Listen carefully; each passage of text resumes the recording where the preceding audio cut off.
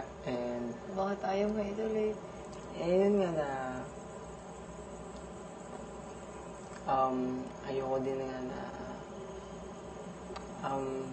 mapaisip ka rin na ewan ko kung, kaya may tinatanong nga kita kung okay ka na din sa mga past relationship mo or yung dating nangyari sa'yo sa labas. Para sabi ko kung pwede kaya na kausapin ko na to na about sa ganito, ganyan. Okay na ba? And, kasi parang, yun, parang ayoko magiging ng pampagulo. Yun nga siguro inisip ko talaga na anything na maguluhan ka. Na gusto ko i-enjoy mo yung stay mo dito sa bahay ni Kuya na gusto kong lahat ng kung ano man nagpapagulo sa'yo is mawala. Parang, yun. And, din dito sa loob din ng bahay ni Kuya, hindi natin alam kung hanggang kailan ba tayo. Oo nga eh. Tapos, wala. I think nasabi na yung natibo sa'yo, diba? Na, malay mo, paglabas mo din, diba? Ang hindi mo alam kung magbago yung feeling mo for me.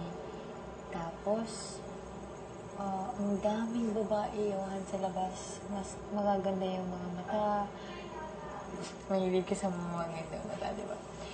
Or, hindi mo alam. Yun nga eh. Kasi baka, hindi ko alam yung feeling mo, di ba? Dala lang ba yan ng missing? Missing.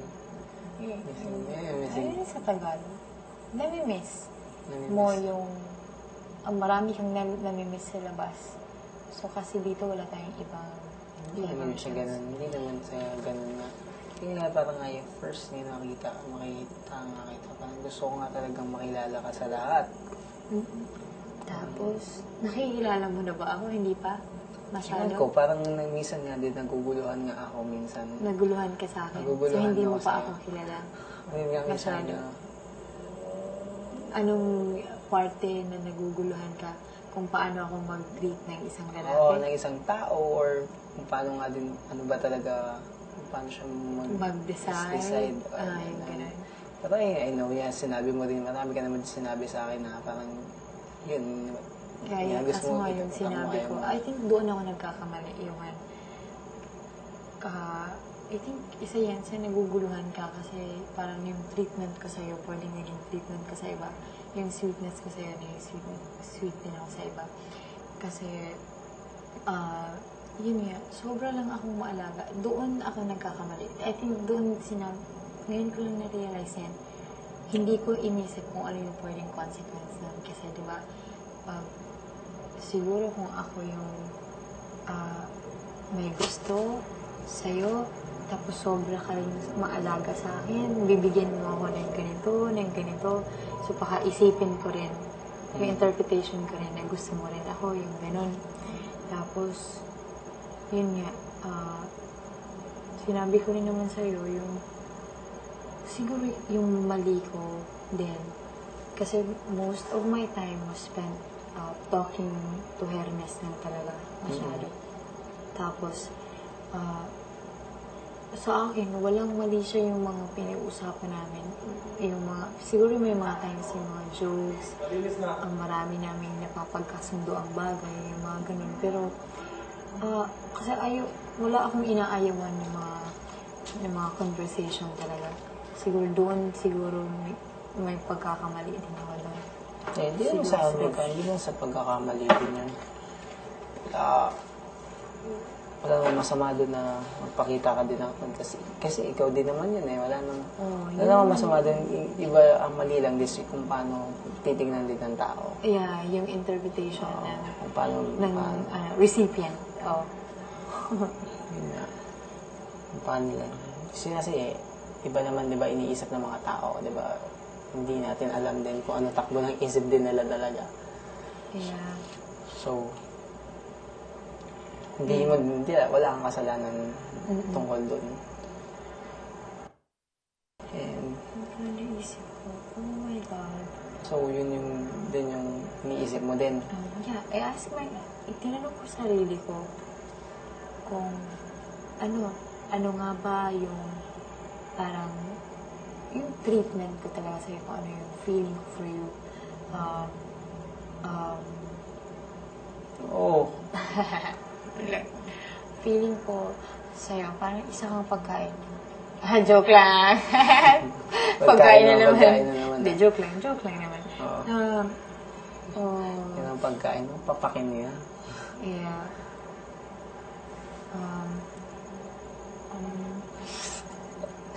Iniisip ko kasi yung mga sinasabi ko yun. Sorry ah. Oh my God. Sorry. Hindi naiisip, natawa din ako. Ang cute food, oh. And tapos,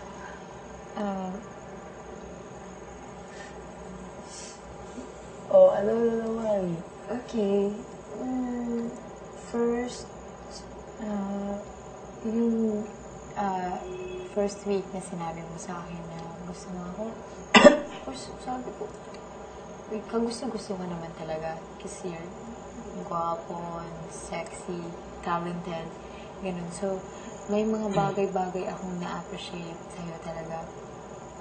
Yung mga kasi kahit sa simpleng bagay na-appreciate ko naman talaga yun. It really matters.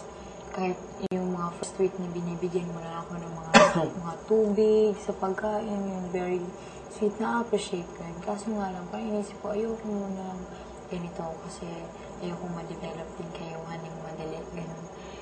Pero kung basehan ko ngayon, yung